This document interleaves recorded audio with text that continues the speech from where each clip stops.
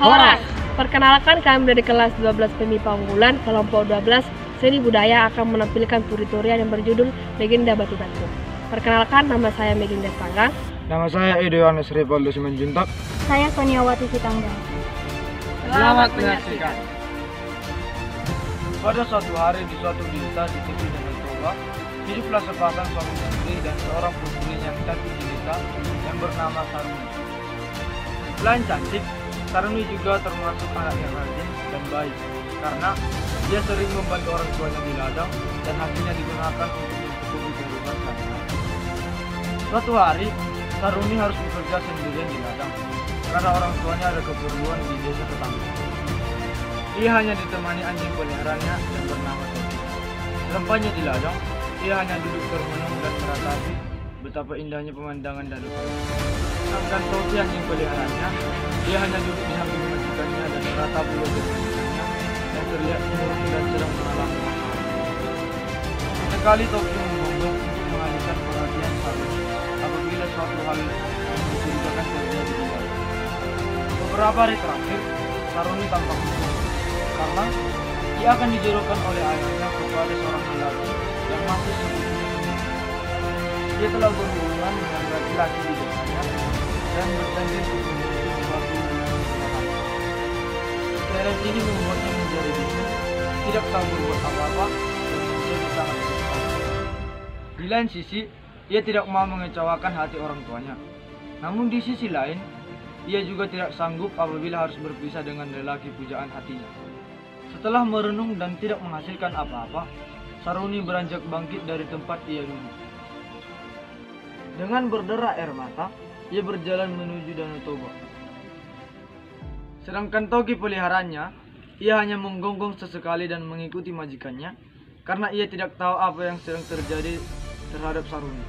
Rupanya, ia sudah sangat berputus asa dan ingin mengakhiri hidupnya dengan cara menceburkan diri ke Danau Toba. Di saat berjalan di tepi Danau Toba, ia terperosok dan masuk ke dalam lubang yang sangat dalam dan sampai pada dasarnya. Karena lubang tersebut sangat dalam dan sangat gelap, Saruni menjadi takut dan berteriak minta tolong kepada anjing kesayangannya. Karena si Toki hanyalah seekor binatang, ia tidak bisa berbuat apa-apa dan hanya menggonggong di sekitar lubang tersebut.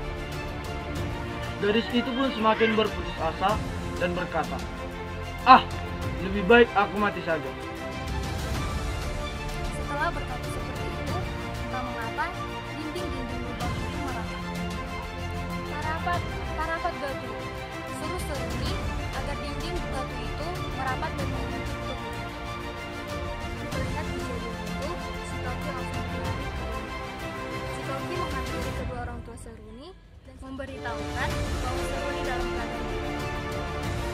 Sadar akan apa yang diisyaratkan oleh si Toki, kedua orang tua Saruni mengikuti si Toki hingga ke lubang dengan anak gadis mereka. Ketika mendengar jeritan dari sang anak, sang ibu segera membuat honor sebagai pengenal karena tadi mulai senja. Sedangkan sang ayah pergi ke desa tetangga untuk meminta bantuan. Tak berapa lama kemudian, sebagian besar tetangga sudah berada di rumah Saruni untuk bersama-sama pergi ke lubang tempat Saruni berpuasa. Mereka membawa tangga bambu, tambang, dan obor sebagai bekal. Sesampainya rombongan itu di ladang, ibu Saruni dengan bercucuran air mata berkata kepada suaminya, "Pak, lubangnya terlalu dalam dan tidak tembus cahaya. Saya hanya mendengar suara anak kita berteriak, 'Parapat, parapat batu.'" Tanpa menjawab pertanyaan istrinya, ayah Saruni segera melongo ke dalam lubang dan berteriak, "Saruni, Saruni, Saruni, anakku, kami akan menolongmu," seru ibu Saruni. Beberapa kali mereka berteriak, tapi mereka tidak mendengar suara Saruni. Suara Saruni terdengar sayup-sayup yang menyuruh batu di sekelilingnya untuk merapat dan menyepi. Warga yang ada di tempat itu juga berusaha membantu Saruni dengan mengulurkan seutas tambang ke dalam dasar lubang. Namun sama sekali tidak disentuh dan dipegang oleh Saruni. Merasa khawatir, ayahnya memutuskan untuk menyusul Saruni ke dalam lubang. "Bu, pegang obor ini, saya akan menjemput anak kita ke dalam lubang." "Jangan gegabah, Pak, lubang ini sangat berbahaya," kata sang ibu. "Benar, Pak, lubang ini sangat gelap dan dalam." seru salah satu tetangganya. Setelah ayah Seruni mengurungkan niatnya, tiba-tiba terdengar suara gemuruh dan bumi pun bergoncang dengan dahsyat yang membuat lubang itu tertutup dengan sendirinya. Seruni yang terdapat di dalam lubang tersebut akhirnya terhimpit dan tidak dapat diselamatkan. Beberapa saat setelah gempa itu terhenti, di atas lubang yang tertutup itu muncullah sebuah batu besar yang menyerupai tubuh seorang gadis seolah-olah menggantung di dinding tepi rumah. Orang-orang yang melihat kejadian itu dan mempercayai bahwa batu itu adalah penjelmaan Seruni, kemudian menamainya batu batu. Dan karena ucapan Seruni yang terakhir didengar oleh warga adalah parapat,